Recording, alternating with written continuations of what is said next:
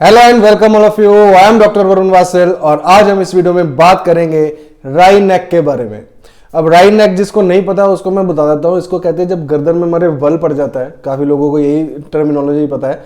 वो क्या करते हैं, जब सुबह सुबह उठते हैं तो उनकी गर्दन इस तरह से टेढ़ी हुई होती है, तो ना उनसे इधर को देखा जाता है ना इधर को मूव किया जाता है, यानी कि जो रोटेशन है, साइड फ्लेक्शन है, वो बहुत लिमिटेड हो जाता है। पेशेंट को इतना ज़्यादा पेन होता है, इतना ज़्यादा स्पाज्म हो जाता है कि उसको इसी तरह से नेक को रखना पड़ता है। इस तरह से रोटेट रहती है और एक तरह से फोल्ड रहती है, चिन ऊपर की तरफ रहती है और हेड टिल्ट होता है। तो इस तरह से इसको हम बोलते हैं, हिंदी में जब बोलते हैं तो वल पड़ना बोलते हैं, वैसे इसको राई नेक बोलते हैं, यहाँ टॉर्टिकोलिस बोलते हैं। पर ये कंजेनाइटल होता है और हमारा जो है कि पोस्चर की वजह से होता है। तो अब आपको मैं बताऊंगा इसकी कौन कौन सी एक्सरसाइज, एक सिंपल सा एक ट्रीटमेंट होता है इसका कि इसको कैसे ठीक करना होता है, क्योंकि आजकल ये प्रॉब्लम बहुत ज़्यादा हो रही है। बच्चे पढ़ रहे हैं पोस्चर की वजह से, बेड पे पढ़ रहे हैं, कहीं पे भी चेयर पे भी पढ़ते हैं, तो उसकी वजह से क्या होता है, ज़्यादा पढ़ने की वजह से या ज़्यादा हेड की पोजीशन खराब होने की वजह से स्पाज्म हो जाता है। अब वो स्पाज्म होता है एससीएम मसल का, ये स्टर्नोक्लीडोमास्टोइड मसल होता है। अब इस मसल में जब स्पाज्म होता है, इस मसल का एक्शन होता है सेम साइड पे फ्लेक्शन और ऑपोजिट साइड रोटेशन। तो जब ये स्पाज्म में चला जाता है तो पेशेंट की गर्दन इसी तरह रह जाती है। तो काफ़ी बच्चों को ये प्रॉब्लम आ रही है, स्टूडेंट्स जो है उनको ज़्यादा प्रॉब्लम आती है। तो इसमें मैं आपको सिंपल सा एक ट्रीटमेंट बताऊंगा, अगर वो आप कर लेंगे तो घर पे किसी की हेल्प से भी कर सकते हैं। अगर आप वो कर लेंगे तो इस प्रॉब्लम से आपको छुटकारा मिल जाएगा। तो इस वीडियो को लास्ट तक जरूर देखिए। तो अब जब भी राई नेक या एससीएम का स्पाज्म होगा तो क्या होगा, पेशेंट की जो गर्दन है, क्योंकि सेम साइड फ्लेक्शन होगा, ऑपोजिट साइड रोटेशन होती है। तो जब टाइट होगा तो पेशेंट की गर्दन इस तरह से होगी। तो हमने पेशेंट को इजीली यहाँ पे बिल्कुल रिलैक्स लेटा देना है और जहाँ पे उसको कंफर्टेबल लगे उतना उसका हेड रेज कर देना, पिल्लो देके, पिल्लो जरूर देना। उसको हॉट पैक दे देना नेक पे। इसमें हमेशा हीटिंग पैड यूज़ करना है जब भी स्पाज्म होगा, क्योंकि हमें जब ये मैन्यूवर करना है या हमने जो ट्रीटमेंट करना है उसके लिए मसल सॉफ्ट होगा तो ज़्यादा इजी रहेगा। तो इस तरह से हीटिंग पैड यहाँ पे लगा के गर्दन के नीचे हमने क्या करना है, एक जो लोअर हैंड है वो ऑक्सीपुट पे रखना है और एक हैंड उसकी चिन पे, क्योंकि हमने ट्रैक्शन देनी है, इसको अपनी तरफ पुल करना है।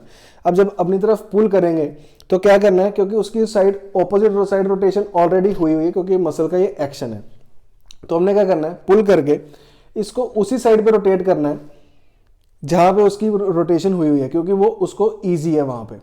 और पेशेंट का क्या कहना है, क्योंकि हमने उसका यहाँ से चिन पकड़ी हुई है तो उससे बोला जाएगा नहीं, तो जब भी हम मूवमेंट कर रहे हैं तो उसको पेन होगा तो उसको कहना है कि हमने राइट हैंड उठा दे, जब भी पेन हो उसको राइट हैंड उठा दे, ताकि हमें पता लग जाए कि वहाँ पे पेनफुल है और वहीं पे हमने रोक देना है।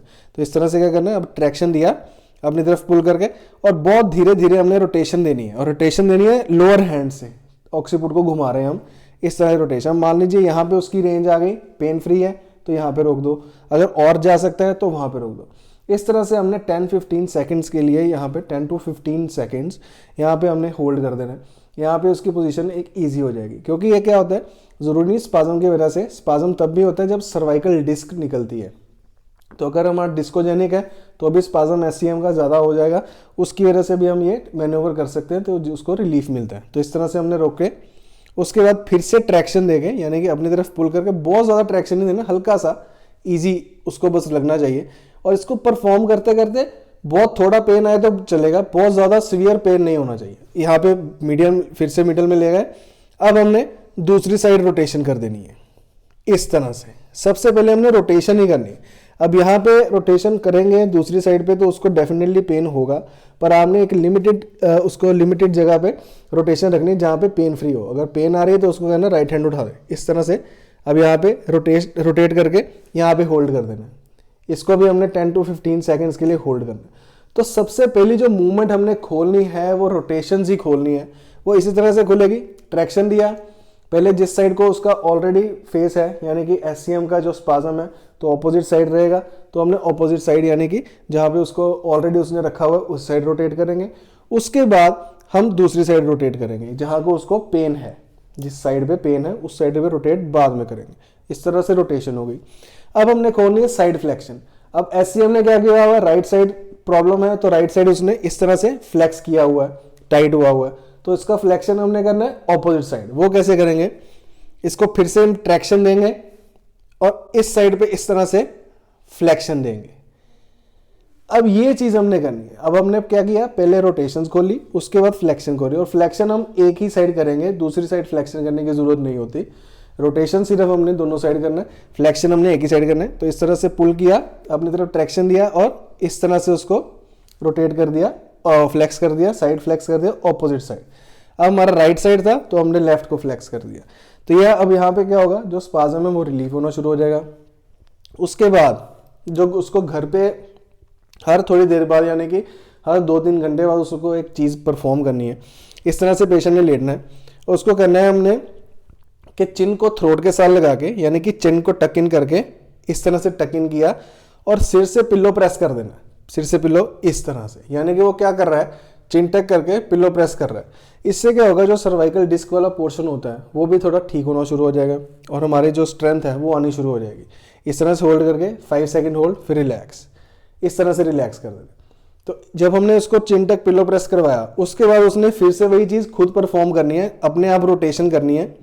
पहले ऑपोजिट साइड यहाँ पे जहाँ तक वो जा सके 5 to 10 सेकंड होल्ड करके, उसके बाद बीच में आके, जब भी बीच में आना है फिर से हमने चिन तक और पिलो प्रेस करना है इस तरह से।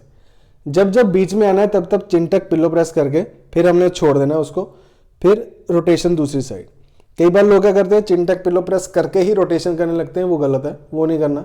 सिर्फ जब बीच में आए तब हमने चिन तक अंदर करके उसके बाद छोड़ देना है, फिर रोटेशन करना है। अब इस तरह से, और साइड फ्लेक्शन खुद करने की जरूरत नहीं है, वो आपको फिजियोथेरेपिस्ट ही परफॉर्म करेंगे। तो इस तरह से हमने सिर्फ रोटेशन जो घर पे हमने बोलनी है, जिससे हम उसकी रोटेशन खुलनी शुरू हो जाएंगी। और हीट पैक देके अगर एक्सरसाइज करेंगे तो डेफिनेटली फर्क पड़ेगा। तो 1 या मैक्सिमम 2 दिन में ये प्रॉब्लम सॉल्व हो जाती है। बाकी आप अपने ऑर्थोपेडिशियन से या फिजियोथेरेपिस्ट से कंसल्ट कर सकते हैं जो आपके नियर बाय हैं, या आपसे ये नहीं हो पा रहा तो भी आप उनसे कंसल्ट कर सकते हैं। क्योंकि ये जो राइनेक होती है, जो टॉर्टिकोलिस तो अलग चीज़ होगी, वो तो बचपन से कंजेनाइटल होता है कईयों को, उसका प्रॉब्लम अलग है। तो ये जो राइनेक है जो डेवलप हुई है किसी पोस्चर की वजह से या किसी डिस्क सर्वाइकोजेनिक डिस्क की वजह से, तो उसकी वजह से हम ये जो स्पाज्म आता है SCM का, उसको हम ट्रीट कर सकते हैं। वैसे मैंने सर्वाइकल स्पॉन्डिलोसिस पे या नेक पेन पे और भी वीडियोस बनाए हुए हैं, जिसमें हमारे बाकी चीज़ें जो ट्रेपीजियस की वजह से प्रॉब्लम आती है वो आप जाके ज़रूर देखिए, उसका मैं लिंक डिस्क्रिप्शन में दे दूंगा, वो आप जाके देख लीजिए।